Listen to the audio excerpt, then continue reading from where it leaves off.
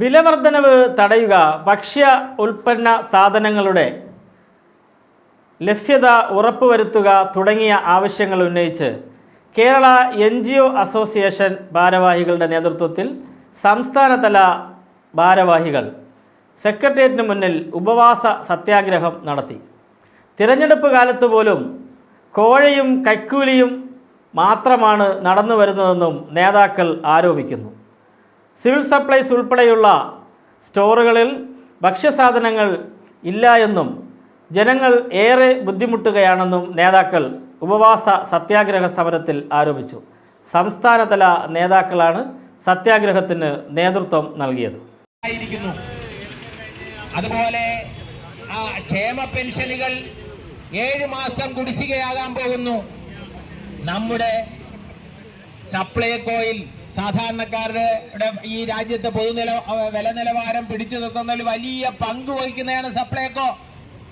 മറ്റ് സംസ്ഥാനങ്ങളിൽ നിന്ന് സാധനം കേരളത്തിന്റെ ഭക്ഷ്യമന്ത്രിമാർ അവിടെ ഉദ്യോഗസ്ഥ സംഘവുമായി പോയി അവിടെ നിന്ന് ബാർഗെയിൻ ചെയ്ത് അവിടുത്തെ മാർക്കറ്റിൽ നിന്ന് അരി, അതുപോലെ സാധാരണക്കാർ ഉപയോഗിക്കുന്ന പലവ്യഞ്ജനം ഉൾപ്പെടെയുള്ള സാധനങ്ങൾ ഇവിടെ കൊണ്ടുവന്ന് സബ്സിഡി കൊടുത്ത് ഈ കേരളത്തിലെ വില നിലവാരം പിടിച്ചു നിർത്തുന്നു. പക്ഷേ ഈ തെരഞ്ഞെടുപ്പ് നടക്കുമ്പോൾ കേരളത്തിൽ ഭക്ഷ്യധാന്യങ്ങളുടെ വില എത്രയാ?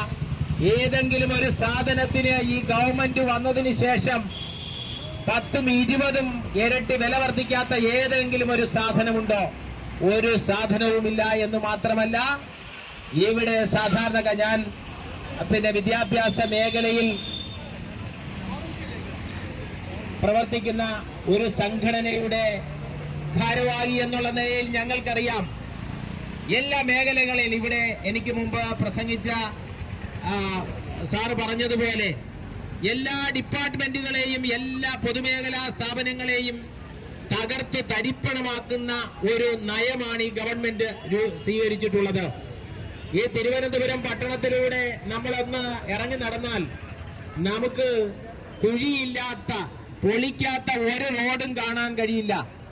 ഇതെല്ലാം ചെയ്യുന്നത് കമ്മീഷൻ അടിച്ചു മാറ്റാൻ വേണ്ടിയുള്ള ശ്രമം മാത്രമാണ്. ഈ ഗവൺമെന്റിന്റെ പൊതുമരാമത്ത് വകുപ്പ് എന്നെ നോക്കുകുത്തിയാക്കിക്കൊണ്ട് മറ്റ് സ്ഥാപനങ്ങളെ, സ്വകാര്യ സ്ഥാപനങ്ങളെ ഏൽപ്പിച്ചുകൊണ്ട് ഈ റോഡ് പണി നടത്തുന്നു. അതുപോലെ എല്ലാ മേഖലയിലും സ്വകാര്യവൽക്കരിക്കുന്നു. സ്വന്തം ആളുകളെ തിരികെ കയറ്റുന്നു. നമുക്കറിയാം, ശ്രീ ഉമ്മൻചാണ്ടിയുടെ ഗവൺമെന്റ് 2011 അധികാരത്തിൽ വരുമ്പോൾ കേരളത്തിൽ ആയിരക്കണക്കിന് അധ്യാപകർ പണിയില്ലാതെ, അവർക്ക് ഒരു കുട്ടിയുടെ കുറവുണ്ട് അല്ലെങ്കിൽ 2 കുട്ടിയുടെ കുറവുണ്ട് പുറത്തു പോയ അധ്യാപകർ, 10,000-കണക്കിന് അധ്യാപകർ ഒരു തെരഞ്ഞെടുപ്പ് എന്നിലൂടെ അധികാരത്തിൽ വന്ന് ഒരു 100 ദിവസ കർമ്മ പദ്ധതിയിൽ ഉൾപ്പെടുത്തി മുഴുവൻ അധ്യാപകരെയും ഈ മേഖലയിലേക്ക് തിരിച്ചു കൊണ്ടുവന്നയാളാണ് ശ്രീ ഉമ്മൻചാണ്ടി.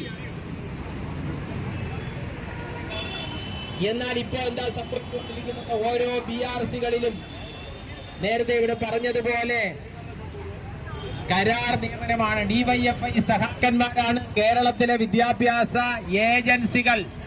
CMAT പോലെ, SCRT പോലെ, അതുപോലെ SSK പോലുള്ള സ്ഥാപനങ്ങളിൽ മുഴുവൻ പ്രവർത്തിക്കുന്നത്. ഏറ്റവും കൂടുതൽ കരാർ നിയമനം, പുറംവാതിൽ നിയമനം നടക്കുന്ന ഒരു ഡിപ്പാർട്ട്മെന്റ് ഒരുപക്ഷെ കേരളത്തിലെ വിദ്യാഭ്യാസ വകുപ്പായിരിക്കും. ഒട്ടേറെ ഏജൻസികൾ, വിദ്യാഭ്യാസ ഏജൻസികൾ, കേന്ദ്ര ഗവൺമെന്റിന്റെ സഹായത്തോടു കൂടി പ്രവർത്തിക്കുന്ന ഒട്ടേറെ ഏജൻസികൾ വിദ്യാഭ്യാസ വകുപ്പിലുണ്ട്. ഇവിടെ മുഴുവൻ ഈ ഗവൺമെന്റ് കരാർ നിയമനം. അത് കരാർ നിയമനം എന്ന് പറഞ്ഞാൽ സാധാരണഗതിയിൽ നമുക്ക് എംപ്ലോയ്മെന്റ് എക്സ്ചേഞ്ചുകളിൽ കാത്തിരിക്കുന്ന 35 ലക്ഷം അഭ്യസ്തവിദ്യരായ ചെറുപ്പക്കാരുള്ളപ്പോൾ ഡിമാരെ മാത്രം ഉൾപ്പെടുത്തിക്കൊണ്ട് ഈ ഗവൺമെന്റ് വിദ്യാഭ്യാസ രംഗത്തെ ചോപ്പുവൽക്കരിക്കുന്നു.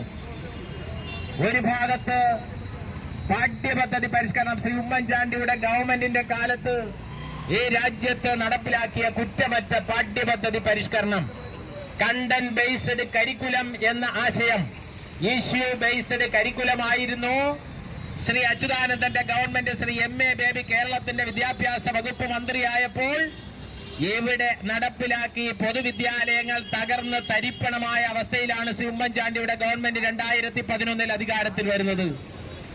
അദ്ദേഹം ചെയ്ത ഏറ്റവും പ്രധാനപ്പെട്ട പദ്ധതി എന്ന് പറയുന്നത് കേരളത്തിലെ സമൂലമായ പാഠ്യപദ്ധതി പരിഷ്കരണമാണ്. കുട്ടികൾക്ക് എന്തെങ്കിലും അവർക്ക് പാഠപുസ്തകം പഠിക്കാൻ പോകുന്നതിലൂടെ എന്തെങ്കിലും ആർജിക്കണം, അതിനാണ് കണ്ടന്റ് ബേസ്ഡ് കരിക്കുലം കൊണ്ടുവന്നത്.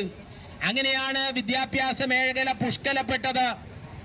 ഉമ്മൻചാണ്ടി സാറിന്റെ കാലം കേരളത്തിലെ വിദ്യാഭ്യാസ മേഖല എല്ലാ ഡിപ്പാർട്ട്മെന്റുകളെ പോലെ എല്ലാ മേഖലയിലെ പോലെയും ഈ മേഖലയുടെയും പുഷ്കല കാലമായിരുന്നു. പക്ഷേ ഇപ്പൊ എന്താ സംഭവിച്ചുകൊണ്ടിരിക്കുന്നത്? ഇപ്പൊ ഉള്ള കെട്ടിടങ്ങൾ മുഴുവൻ ഇടിച്ചു നിരത്തുകയാ. ഗവൺമെന്റ് സ്കൂളുകളിലെ മനോഹരമായ കെട്ടിടങ്ങൾ മുഴുവൻ ഇടിച്ചു നിരത്തുന്നു. അവിടെ പഠിക്കാൻ കുട്ടികളില്ല. ജൂലൈ 15 ഫിക്സേഷൻ ഉത്തരവ് ഈ കേരളത്തിൽ എത്ര കുട്ടികളുണ്ട് എന്നും എത്ര അധ്യാപകരുണ്ട് എന്നും ഒരു ഓർഡർ ഇറക്കേണ്ടതാണ്. ഫിക്സേഷൻ ഉത്തരവ് ഇറക്കേണ്ടതാണ്. ഇന്ന് ഏപ്രിൽ മാസം ആയിരിക്കുന്നു.